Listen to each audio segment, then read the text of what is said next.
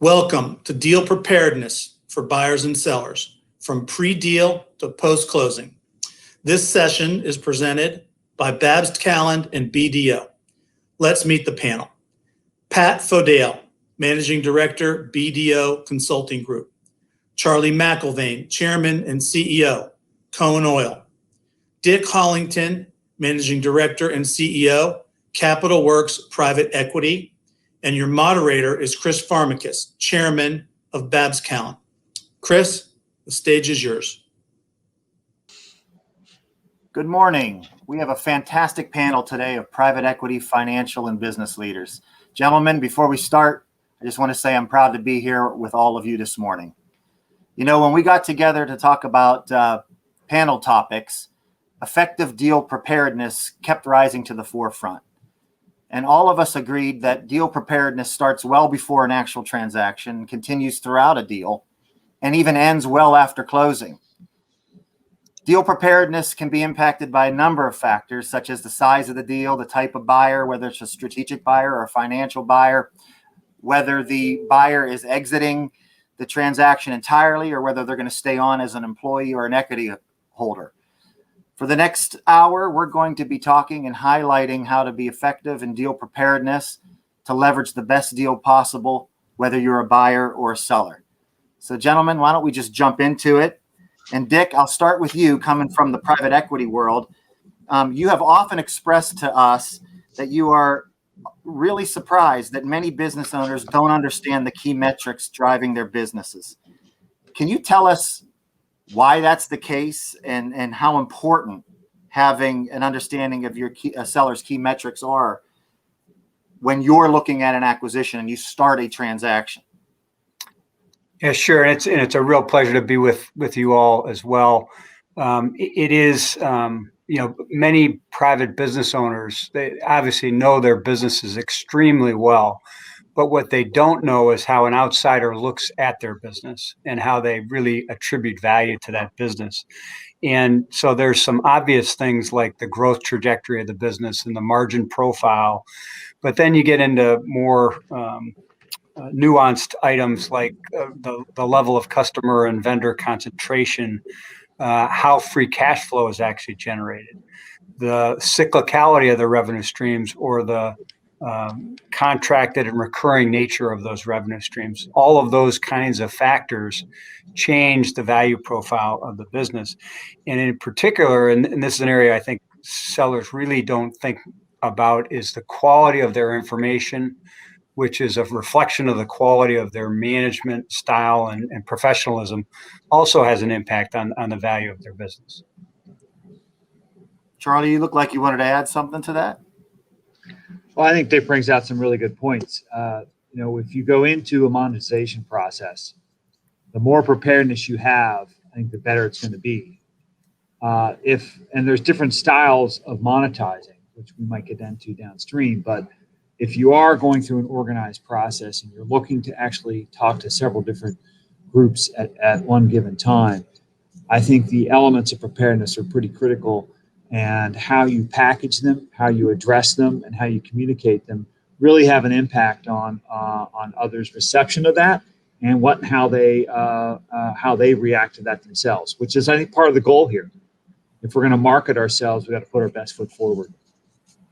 Yeah, I mean, what you guys are saying is resonating true for me. As a lawyer, I often see the sellers focusing on sales and customer relationships, operations, and administrative tasks. And I would describe it as preparing for and engaging in a sale transaction is a completely different skill set. And so I'll ask you guys, how long in advance do you think a seller, and a sophisticated seller, should start thinking before they to prepare for a sale? And how long do you think it takes to prepare for a sale? Well, I'll weigh in. If you take the duration of a transaction, which is generally 4 to 6 months, and you say at a minimum you need 4 to 6 months to get yourself organized for it, the best of sellers might start organizing 5 years in advance of a sale. Because if they start that early, they can actually change the trajectory of some of those key value drivers. But at a minimum, you're probably looking at 6 months to 12 months in advance if you really want to be organized for your sale process.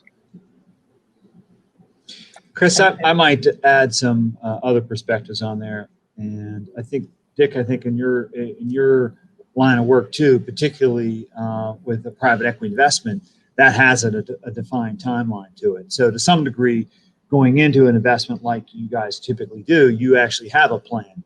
But for general entrepreneurs out there, they may not necessarily, and things happen, and you might be forced into a circumstance where we've seen in the past, we call them the 3Ds, death, divorce, and debt. Sometimes that accelerates into a process, but away from that, away from the extraordinary circumstance, I think there's 3 buckets of preparedness, and the time preparation for them may depend upon what the company themselves individually may or may not be doing already.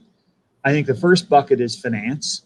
You know, folks have to know what and how you think about your business and what kind of reports show that. I think there's a budgeting process and a projection process that's relevant.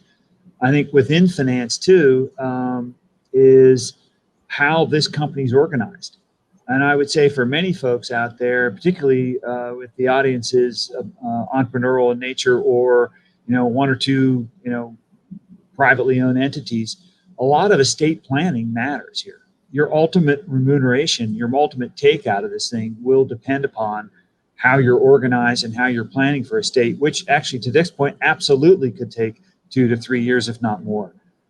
So I put the finance vertical as one. The second is operations, and knowing about how you do what you do to explain it, your leadership, how you involve your leaders, what KPIs you use to talk about your business, how you can demonstrate those.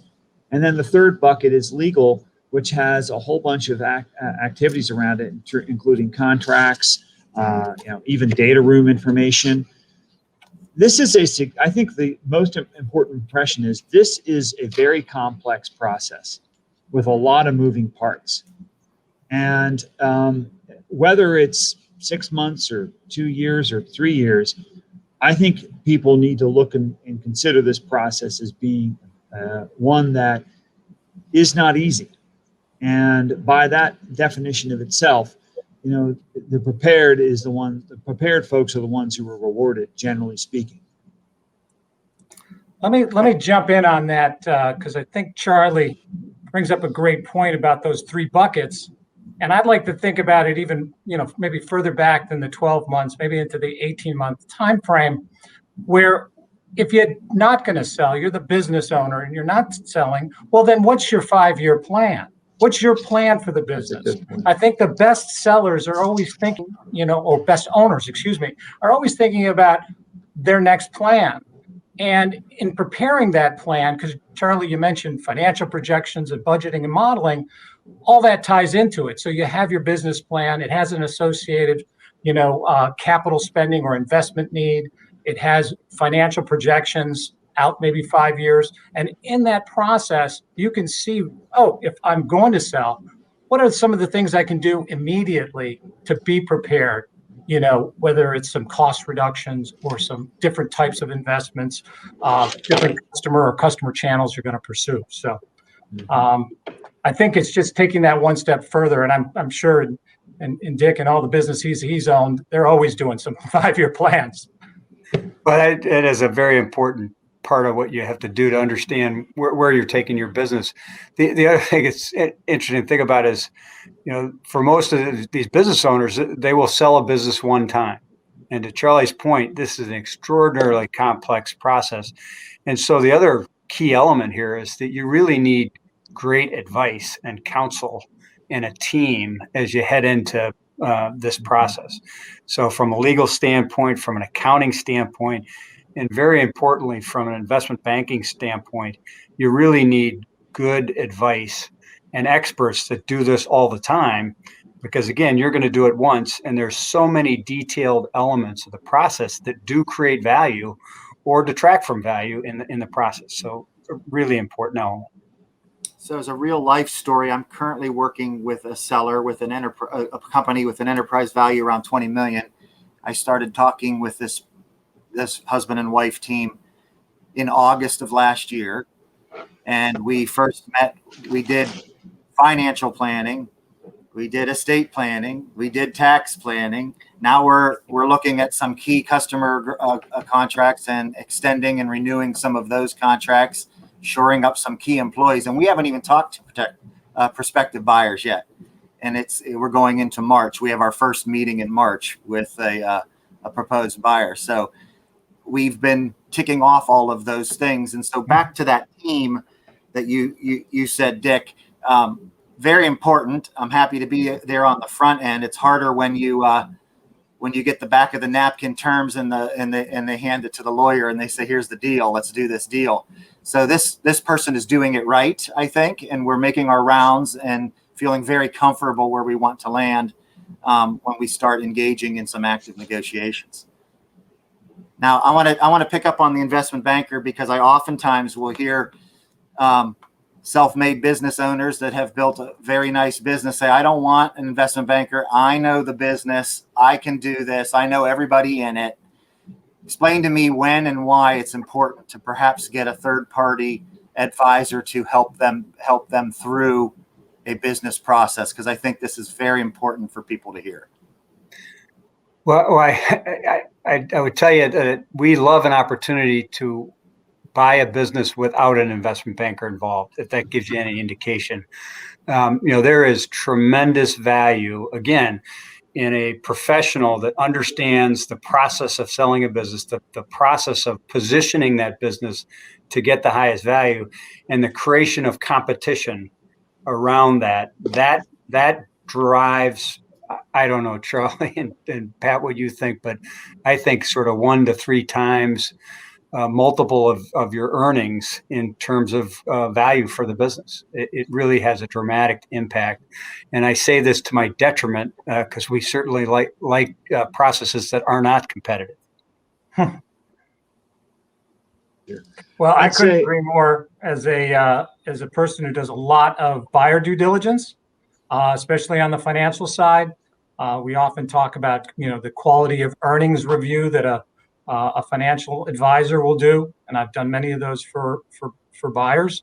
And I agree, when you involve an advisor, especially a banker who's very organized and are going to organize that process, the flow of information, especially financial information that has to be checked off, is very important, and can not only ease the transaction, but provide a lot of the rationale for certain expenses or revenue projections, whatever the buyer is showing.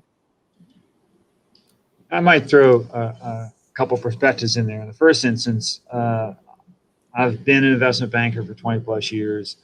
I've been in private equity, and I've been as a direct business owner. So to some degree, with the 3 legs of those stools, vectoring in, do bankers matter? Well, in the first instance, it clearly depends on who the banker is. And I would say, number one, you're hiring a firm typically, but you're also hiring a team. And I think that you need to be very diligent about that and discriminate about it. Secondly, if the banker team is worth its weight, their job is to give you insight into the market. Their job is to understand the buyers out there, their nuances, their particularities, and their job is to help prepare you.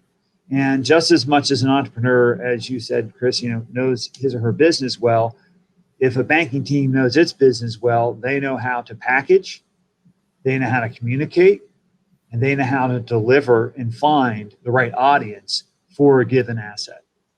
And while they're in that discussion, they should also be very adept at how to structure it.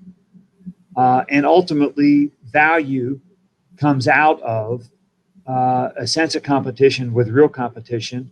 And a banker, I think, can create that environment, which that competitive dynamic absolutely would inure to the seller's benefit.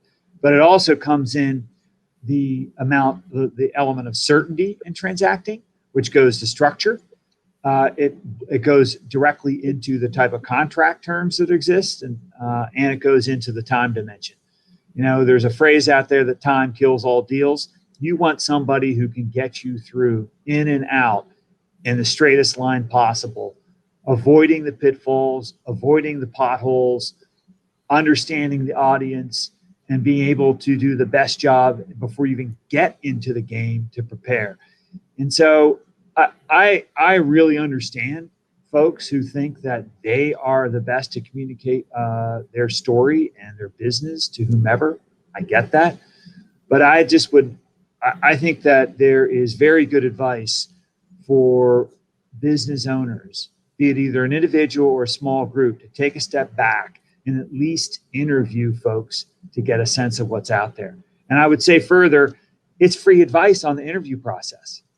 Well, that, Charlie, I was just going to say that, what sellers don't realize, investment banks are very expensive, except they'll do work for free for years to get in a position to actually win that deal and sell your business for you. But along the way, you could have 2 or 3 investment banks giving you advice and counsel as you think about preparing for your exit.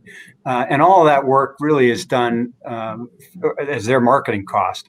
And so it really is of great value. We often start 2 or 3 years in advance in our businesses talking to investment banks so that we know how they're thinking about, or how they believe the strategic buyers are thinking about these businesses, so we can make moves to position our businesses to create value.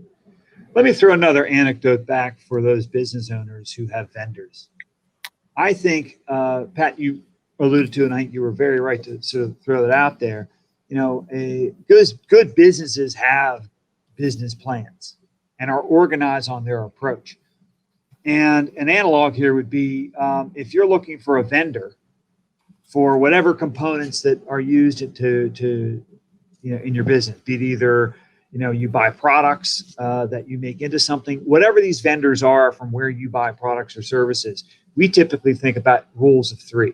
We like to interview at least 3 vendors, get quotes from 3 vendors, and from there make a decision as to how and what we want them to do from a service, be it either VoIP phone services to buying widgets, whatever it is. A banker is a vendor, and I think you should interview at least 3 bankers. They're going to put the time and effort in, and the way investment banking is structured is that they are showing their intellectual capital in advance before you have to buy for it. And for you as a business owner, that's great. And I think that people ought to take advantage of it. And I would even suggest there's a very prescriptive way to begin having banker conversations that allow you to go through it methodically versus just ad hoc, which we can talk about in any kind of depth later on. Let me ask this question. Let's say you have a seller that clearly is needs to sell to a strategic. That's probably the best exit for them. Would your advice on the investment banker change if depending on the type of buyer that is likely to buy a particular business? Mine is no. I think it's less about who's in the audience and more that you're creating an audience. We don't care who's coming to look at the show. We care that people show up. And if we're doing our jobs as bankers or as advisors, be it either lawyers or accountant team or investment bankers, our job is to get the best audience to hear the story and to absorb the story with clarity and conviction from which they can make an expression. And once they make that expression, our job then turns into maximizing that expression and then getting the highest confidence output through a combination of contract and certainty and structure and time. So I don't think it matters who's in the audience. What matters is getting the audience. Yeah, creating that competitive dynamic really, adds a lot of value to the process. And you also, you may think the obvious strategic buyers, but there's so many businesses today that are looking for ways to expand their business through acquisition. And so you may find an investment banker can find a strategic buyer that you weren't aware of in an adjacent market or another industry because they're looking for a certain angle. And so that too adds value to the process. Great point. I'm gonna go back to Charlie's 3 buckets that we've all been playing off of: financials, operations, and legal. I'm going to move over into the financial bucket. We know that having credible financial statements is a critical aspect to getting a good valuation for your business. Pat, I'm going to throw this one out to you. Can you talk about things that you would do in advance to ensure that the seller's financials are in the best shape possible? I know there's a lot of pre-transaction work that you can do on the financials or that you would advise people to do. And then I'll let the other guys chime in. Sure. I'd like to start with talking about a quality of earnings. So as I mentioned, we're hired a lot to do quality of earnings reviews, which is reviewing the historical financial statements just for that, quality. What is the quality of those earnings? Looking for things in the historical financial statements that would show, values or attributes of the business. You're looking for the revenue trends or things that might be hidden in the financial statements, whether they're potential liabilities or additional costs. And increasingly, sellers are doing those quality of earnings on the front end of the selling process as part of that preparedness.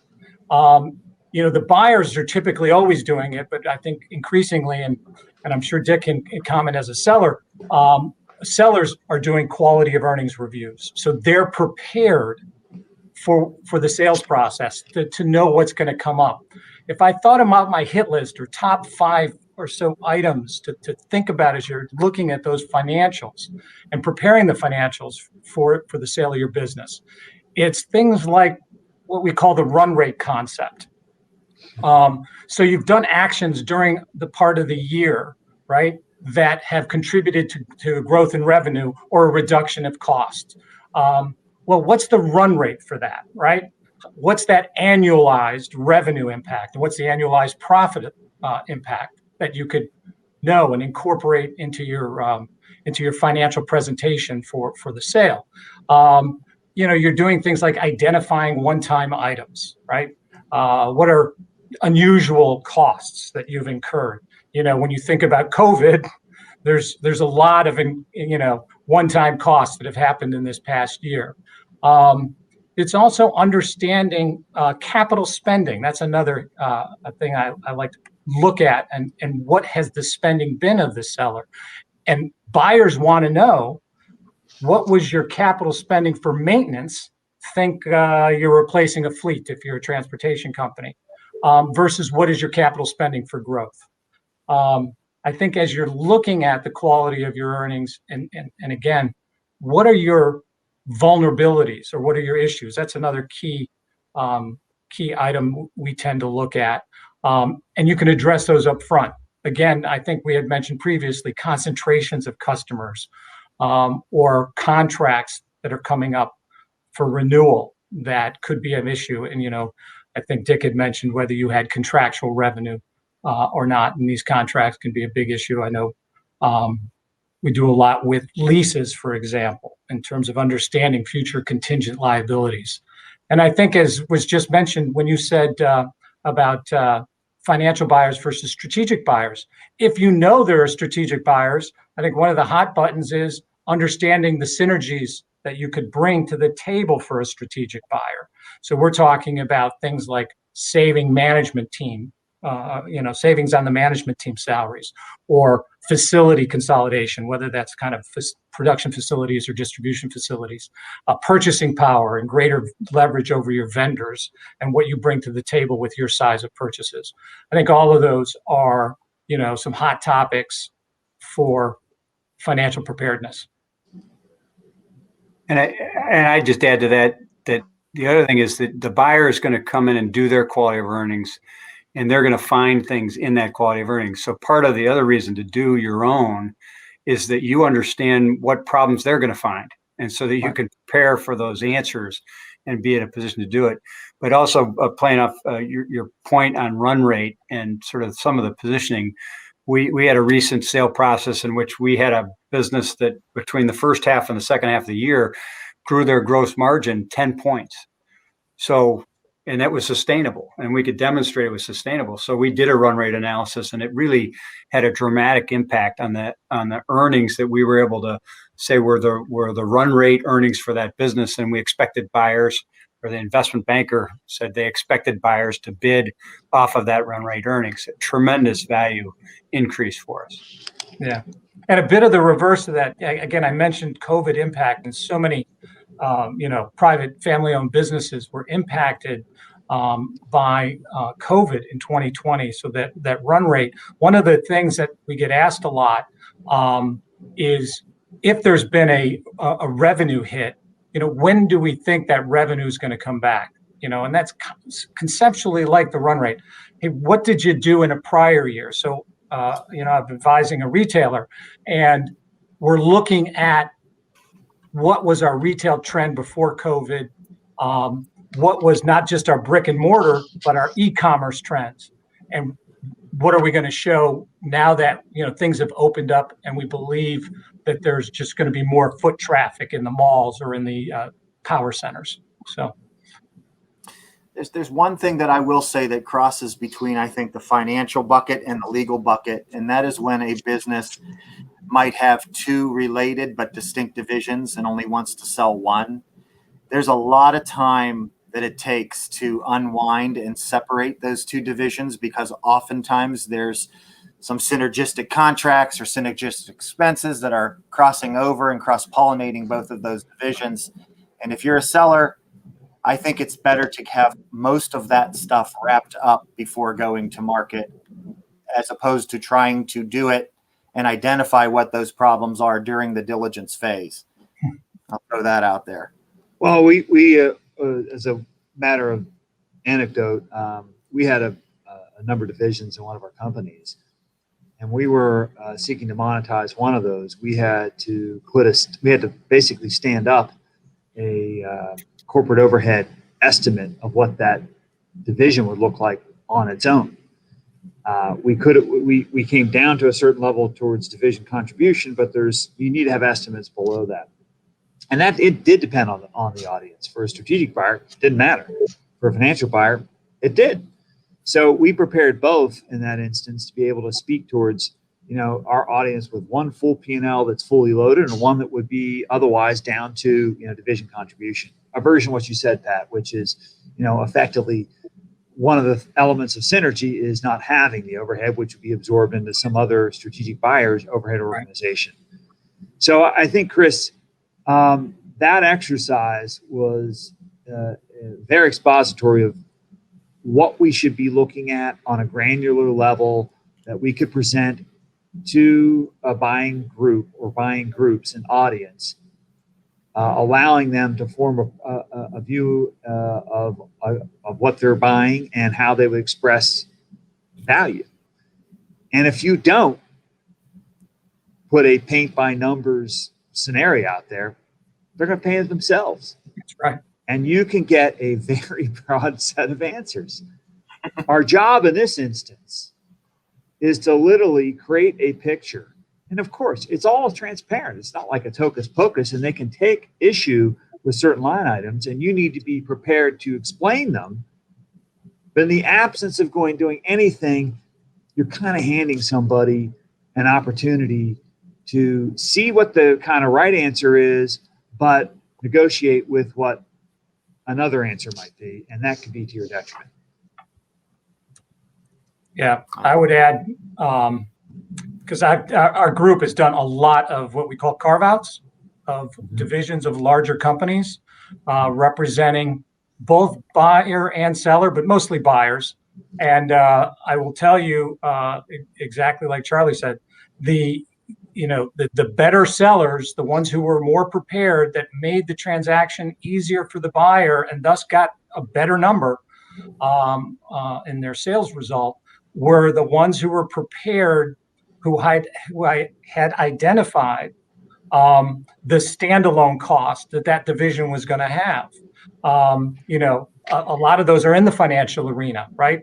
There tends to be one corporate finance group. And, if you're selling a division, there may not be a financial function to sell along with it. Or you have to break out IT, information. Everybody's on the same technology platform. How are you going to stand up, and stand alone a technology platform for that new entity, that division? So we do a lot of work on identifying those types of costs on the annual standalone cost or the one-time stand-up cost for those types of carve-outs. And I will tell you, the best sellers have already given their view of the number. That's right. And they've given you their support on how you're going to transition that division out. We talk about a transition services agreement where that parent company lists the services they're going to do. Maybe they're going to close the books for you. Maybe there's a shared distribution facility that has to be negotiated in terms of support. So all of those get identified up front. They get built into the transaction, and I think it just provides tremendous value to the seller to have done that up front. Well, looping this back to a prior point, this is typically not what business owners do.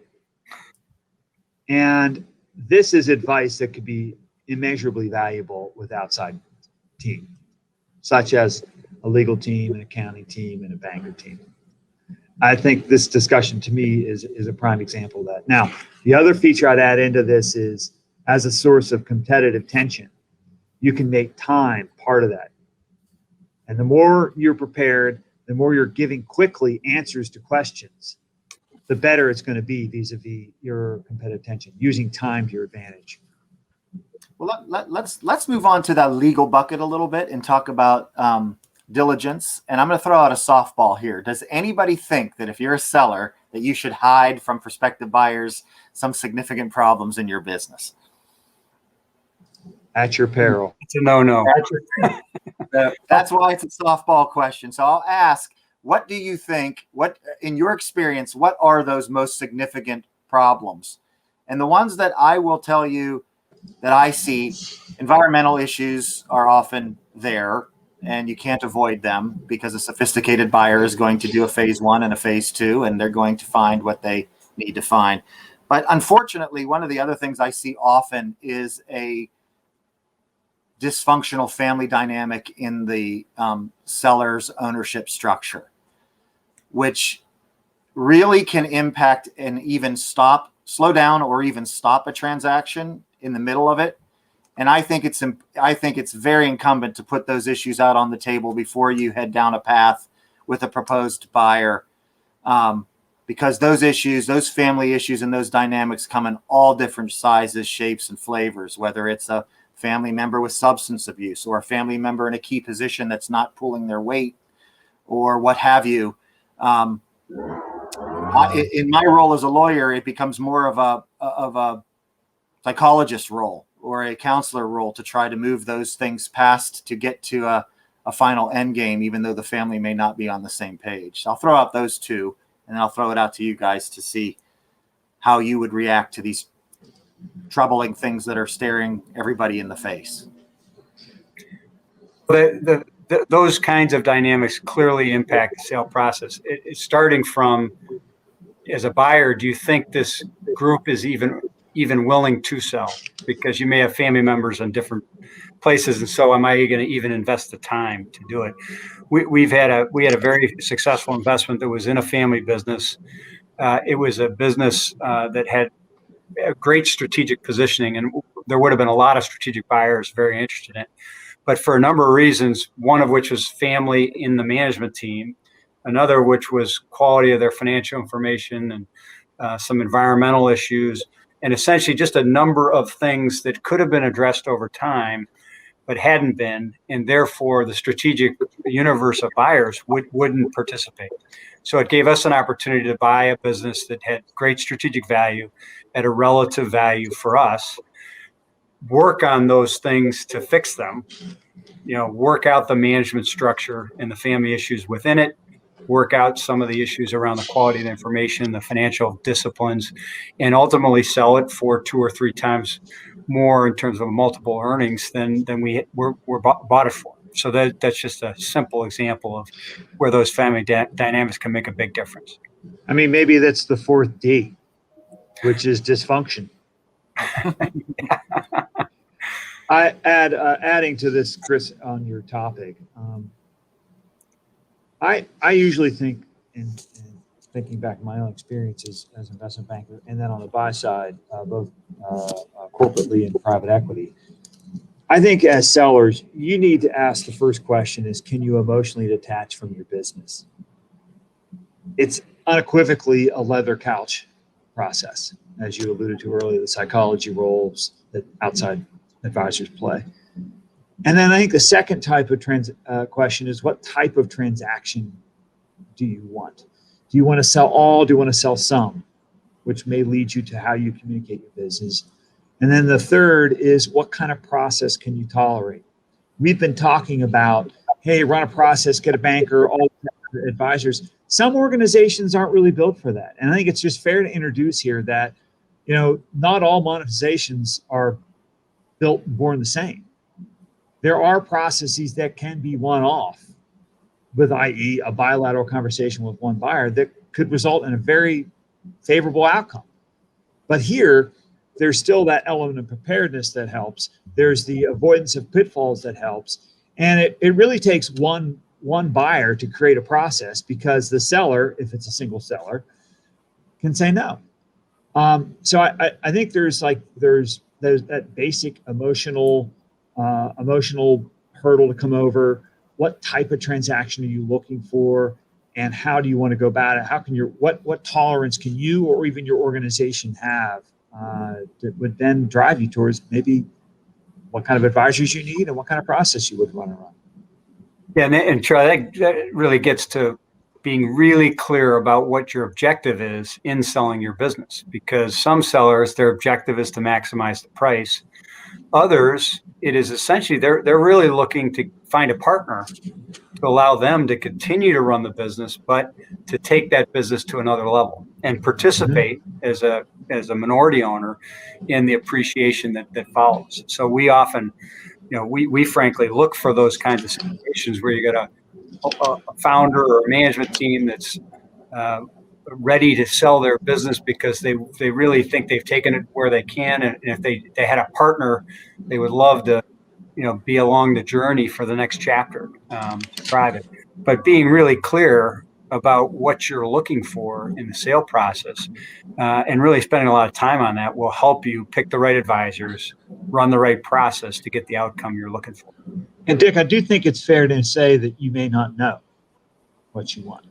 Yep. And the reason I introduced that as a topic is, we're talking like a bunch of people on the phone here that have had whatever number of repetitions of transactions. So it might be easy for us to sort of come through with some of these notions, but it might be for some folks out there, particularly, entrepreneurs who founded businesses and grew them. Like, I don't know. And so one of the things that there's two things I'm fond of thinking about in these types of situations. First is, what's the art of the possible? Let's literally go from left to right, either a debt dividend all the way to a full sale. And let's ask external advisors to fill in. What's the art of the possible? Let's educate ourselves.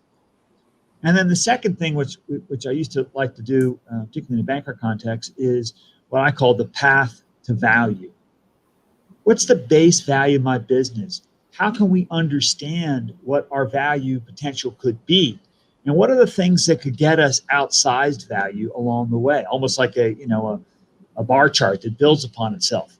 And I think both of those speak towards getting advice, because this is not usually in entrepreneurs' wheelhouses as to how to think about these or how to go about them.